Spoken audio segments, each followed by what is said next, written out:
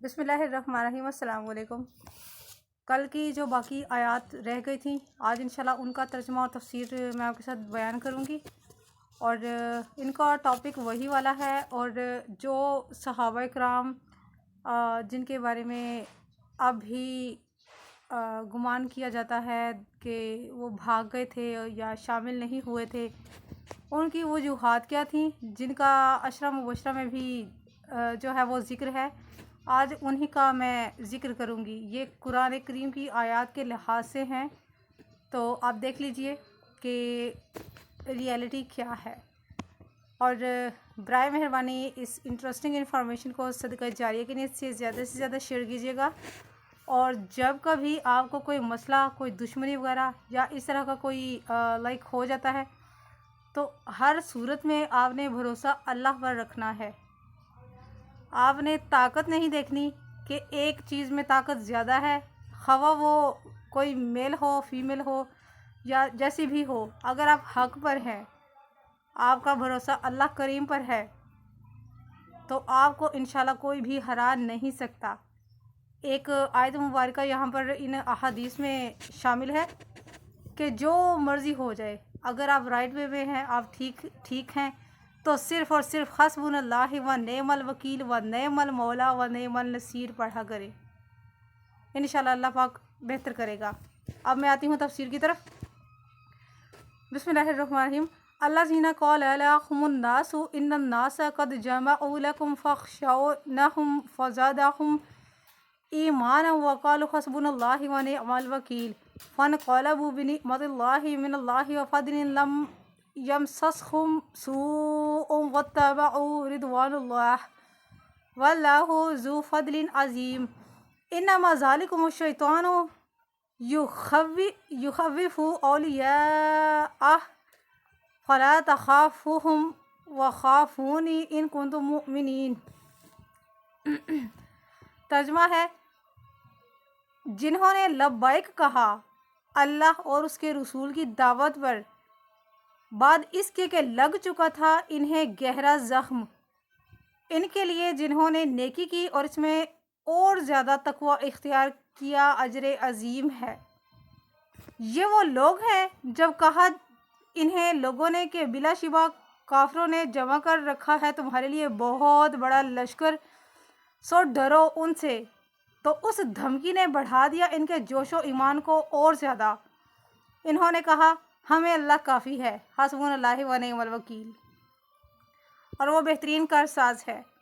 ان کے عزم و توکل کا نتیجہ یہ نکلا کہ واپس آئے یہ لوگ اللہ کے انعام اور فضل کے ساتھ، اور نہ چھوا ان کو کسی بھی برائی نے، اور وہ پیروی کرتے رہے رضائے الہی کی، اور اللہ تعالیٰ صاحب عظیم ہے۔ یہ تو شیطان ہے جو ڈراتا ہے تمہیں اپنے دوستوں سے، بس نہ ڈرو ان سے بلکہ مجھ سے ہی ڈرا کرو اگر تم ایمان والے ہو۔ آیات کریمہ سے ہی سب کچھ واضح ہے، لیکن آپ کو میں اور انٹرسٹنگ چیزیں بتانے کے لیے میں تفسیر آپ کے ساتھ بیان کروں گی۔ جن لوگوں نے 70 صحابہ کرام کو شہید کیا تھا جو بئر معونہ گئے تھے، اس وادی میں ٹھہرے تھے جہاں پر پڑاؤ کیا تھا، اور ان کو نبی کریم صلی اللہ علیہ وسلم نے فرمایا کہ اللہ کا پیغام لے کر فلاں جگہ پر کون جائے گا، تو 70 صحابہ کرام نے کہا کہ یا رسول اللہ ہم لوگ تیار ہیں۔ ایک صحابی سب سے پہلے نکلے، تو ان کے قدموں کے نشانات کو دیکھتے ہوئے کہ تبلیغی جماعت یہاں پر بیٹھی ہوئی ہے، ان کے قدموں کے نشانات دیکھتے ہوئے وہ کفار جو ہیں وہ ان کا پیچھا کرنے لگے، اور ان سب کو وہاں پر شہید کر دیا۔ نبی کریم صلی اللہ علیہ وسلم کو بہت دکھ ہوا اس چیز کا، ظاہر ہے ان کو اپنے صحابیوں کا شدید غم ہوا، تو نبی کریم صلی اللہ علیہ وسلم 1 مہینہ تک 30 دن تک نبی کریم صلی اللہ علیہ وسلم ان قاتلوں کے لیے قنوت کے بعد، دعائے قنوت نماز عشاء میں پڑھی جاتی ہے نا وتر کے ساتھ، ان کے لیے بدعا کرتے رہے کہ جنہوں نے اسلام کا پیغام پہنچانے والوں کو شہید کر دیا، ختم کر دیا، اللہ کی لعنت ہو ان پر۔ اس سے زیادہ اور کیا ہو سکتی ہے کہ یہ دلائل بھرے پڑے ہیں۔ زیادہ انٹرسٹنگ جو واقعات ہیں وہ اب شروع ہونے والے ہیں۔ یہ تو میں نے آپ کو بتا دیا، وہ سارا تھوڑا سا بتا دی میں نے آپ کو فریش کر کے نا تھوڑا۔ اب آگے چلتی ہوں، آگے بڑھتی ہوں۔ اب میں اللہ زینہ استجابوا للہ و رسول کے، جنہوں نے نبی کریم صلی اللہ علیہ وسلم اور اللہ تعالیٰ کی آواز پر لبیک کہا، ان لوگوں کا تذکرہ ہو رہا ہے یہاں پر کہ غزوہ احد کے موقع پر جب مشرکین مکہ اچانک حملہ کر کے بہت سے مسلمانوں کو شہید انہوں نے کر دیا، جن کو نبی کریم صلی اللہ علیہ وسلم نے پہاڑی پر کیا ہوا تھا کہ آپ لوگوں نے یہاں سے ہٹنا نہیں ہے، کچھ بھی ہو جائے، چاہے ہم جنگ جیت جائیں یا ہار جائیں یا ہمیں چیل اور کوے وغیرہ کھا رہے ہوں، تب بھی تم لوگوں نے اپنی جگہ کو نہیں چھوڑنا۔ اس کے بعد دوسرے دن کی بات ہے، 21 شوال کا یہ ذکر ہو رہا ہے، ہفتے کا دن تھا، یعنی سیٹرڈے کا دن تھا۔ ہوا یوں، نبی کریم صلی اللہ علیہ وسلم نے فرمایا کہ بدلہ تو ان سے لینا ہے، کیونکہ یہ لوگ پلان بنا رہے تھے۔ ابو سفیان نے کہا تھا کہ بہت ہم لوگ پھر جیت کر بھی جنگ جیت نہ پائے، کہ ہم محمد کو صلی اللہ علیہ وسلم کو شہید نہ کر سکے اور نہ ہم ان مسلمانوں کی عورتیں ہی قیدی بنا سکے۔ اس لیے یہ والا پلان وہ لوگ بنا ہی رہے تھے اور دوبارہ سے اچانک حملہ کرنے کے لیے یہ تیار ہو ہی رہے تھے۔ اللہ کریم نے اپنے حبیب صلی اللہ علیہ وسلم کو مطلع فرما دیا کہ یہ ان لوگوں کا پلان ہے، یہ چیزیں وہ لوگ سوچ رہے ہیں۔ نبی کریم صلی اللہ علیہ وسلم تھوڑا غصے میں ہو گئے اور انہوں نے کھڑے ہو کر، زخمی بہت تھے، کھڑے ہو کر آپ علیہ السلام نے فرمایا کہ کون کون میرے ساتھ کفار پر، مشرکین پر حملہ کرنے کے لیے تیار ہے؟ کچھ صحابہ کرام نے لبیک کہا۔ صحابہ کرام کون کون سے تھے؟ 70 صحابہ کرام تھے، جن میں سے چند کے نام یہاں پر تحریر ہیں، میں آپ کے ساتھ بیان کرتی ہوں۔ نبی کریم صلی اللہ علیہ وسلم کے ساتھ 70 صحابیوں نے لبیک کہا، پھر ان کی تعداد 70 سے زیادہ بھی ہو گئی، چند روایات میں یہ بھی درج ہے، یہ بھی تحریر کیا گیا ہے۔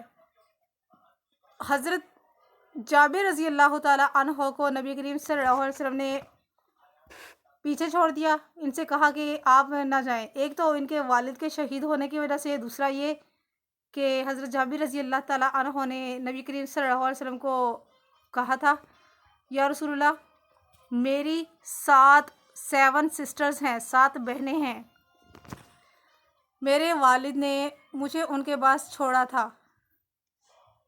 نبی کریم صلی اللہ علیہ وسلم نے ان سے فرمایا کہ تم نہیں جاؤ گے، تم اپنی بہنوں کے پاس رہو گے، کیونکہ عورتوں کے پاس، لڑکیوں کے پاس کوئی بندہ ہونا بہت ضروری ہے۔ حضرت جابر رضی اللہ کو بہت پچھتاوا تھا کہ یا رسول اللہ، میں نے پھر بھی جانا ہے، لیکن نبی کریم صلی اللہ علیہ وسلم کی بات پر عمل کرنا ان کے لیے زیادہ ضروری تھا، اس لیے نبی پاک نے ان کو منع فرما دیا اور کہا کہ آپ ہمارے ساتھ نہیں جاؤ گے، تم ہمارے ساتھ نہیں جاؤ گے۔ اس کے علاوہ 2 صحابی، ایک صحابی قبیلہ بنو عبد الاشہل کے صحابی ہیں، یہ فرماتے ہیں کہ ہم 2 بھائی غزوہ احد میں شریک ہوئے تھے، کیونکہ نبی پاک نے فرمایا تھا کہ جو غزوہ احد میں شریک ہوئے ہیں، جو غزوہ بدر میں شریک ہوئے ہیں، وہ سارے کے سارے صحابی میرے ساتھ چلیں گے اس جنگ میں۔ یہ لوگ تیار ہو گئے، انہوں نے تیاری کر لی۔ جب جانے لگے، یہ دونوں بھائی غزوہ احد میں بھی، یعنی کہ ایک دن پہلے جو جنگ ہوئی تھی نا، اس میں بھی یہ شریک ہوئے تھے۔ انہوں نے کہا یا رسول اللہ، ہم زخمی ہیں، لہو لہان ہیں، مگر ہم آپ کے ساتھ جانے کو رحمت الہی سمجھیں گے، ہم لوگ ضرور جانا چاہیں گے۔ یہ زخمی تھے، کسی وجہ سے تھوڑا سا پیچھے رہ گئے، لیکن ایک بھائی زیادہ زخمی تھا، شدید قسم کا زخمی، جسے ہم کہتے ہیں نا کہ جسے چلنے بھی نہ ہو رہا ہو وہ، اور دوسرا بھائی وہ کچھ بہتر تھا۔ یہ دونوں بھائی چلنے لگے، اتنے تیز چلے کہ یہ بہت دور تک نبی کریم صلی اللہ علیہ وسلم کے لشکر تک پہنچنے کی جدوجہد میں رہے۔ جب ان کا بھائی کبھی گر جاتا، جو دوسرا زیادہ زخمی تھا، دوسرا بھائی ان کا رضی اللہ کبھی گر جاتا تو یہ اس کو اٹھا لیتے، یہ اس کو اٹھا کر تو چلنے لگتے، یہ والے صحابی۔ यूं ये पहुंच गए और नबी करीम सल्लल्लाहु अलैहि वसल्लम के लश्कर में चले गए ये लोग जंग के लिए कि हम लोग जंग नहीं छोड़ सकते, हम लोग जंग करना चाहते हैं। सईदा आयशा सिद्दीक़ा रज़ी अल्लाह ताला अन्हा फरमाती हैं अपने भांजे से, उर्वा रज़ी अल्लाह इनके भांजे का नाम है, फरमाती हैं कि ए उर्वा, ये जो आयत हैं अल्लाह ज़ीना तजबू के अल्लाह ताला की पुकार पर जिन्होंने लब्बैक कहा, इसमें तुम्हारे वालिद, मेरे वालिद यानी कि नाना हुए ना हज़रत सैयदना अबू बकर सदीक़ अकबर रज़ी अल्लाह, उनके वालिद हैं सईदा आयशा के, और इनके नाना हैं हज़रत उर्वा रज़ी अल्लाह के। तो उन्होंने कहा कि इन्हीं के लिए ये आयत नाजिल हुई हैं और 70 सहाबा के लिए हुई है आयत ये नाजिल, जिनका अभी मैं ज़िक्र करने लगी हूँ। इनमें से चंद सहाबियों का जिनका नाम यहाँ पर दर्ज है। नबी करीम सल्लल्लाहु अलैहि वसल्लम ने अपने पीछे जो किसी को रखना था वो हज़रत इब्ने उम्मे मक्तूम रज़ी अल्लाह ताला अन्हो थे, उनको अपने पीछे रखा क्योंकि ये नाबीना थे, जंग तो ये कर नहीं सकते थे। इसलिए नबी करीम सल्लल्लाहु अलैहि वसल्लम ने अपना असिस्टेंट, हम कह सकते हैं कि इनको छोड़ दिया, और बाकी जो तमाम सहाबा कराम थे रिस्पेक्टेड, जो जिनका ज़िक्र कुरान, इनका भी खैर इब्ने उम्मे मक्तूम रज़ी अल्लाह का भी ज़िक्र बार बार कुरान में आया है, बहुत दफ़ा आया है उनका भी ज़िक्र। और अबू सुफियान को किसी ने ख़बर दी, नबी करीम सल्लल्लाहु अलैहि वसल्लम ने जब मौज़न से, अपने मौज़न से ये कहलवाया कि कौन कौन मेरे साथ इस जंग में शरीक होना चाहता है, हम काफिरों से, मुशरिकीन से बदला लेंगे।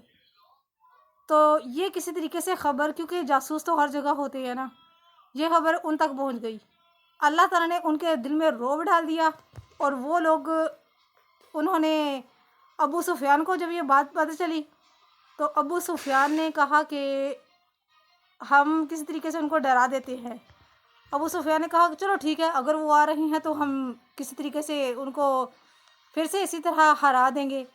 लेकिन उनका जो अबू सुफियान का जो बंदा था ना, जो उनका था कोई ग़ुलाम वगैरह, उसने कहा कि वो इतने गुस्से में है ना, नबी करीम सल्लल्लाहु अलैहि वसल्लम और आपके सहाबा कराम इतने गुस्से में हैं कि आप सोच भी नहीं सकते। इससे पहले मैंने उनको इतने गुस्से में कभी नहीं देखा, तो ये तुम गलती कर रहे हो। अब अबू सुफियान को वो थोड़ा सा ना हुआ।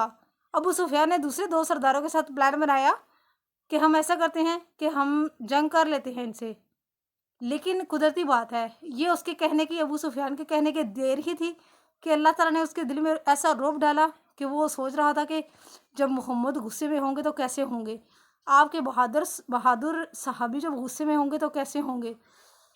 अल्लाह ताला ने उसके दिल में रौब डाल दिया और उसने कहा कि जाओ तुम मुसलमानों में, तुम मोहम्मद के साथियों में ये बात फैला दो कि हम लोगों ने एक बहुत बड़ा लश्कर तैयार कर लिया है।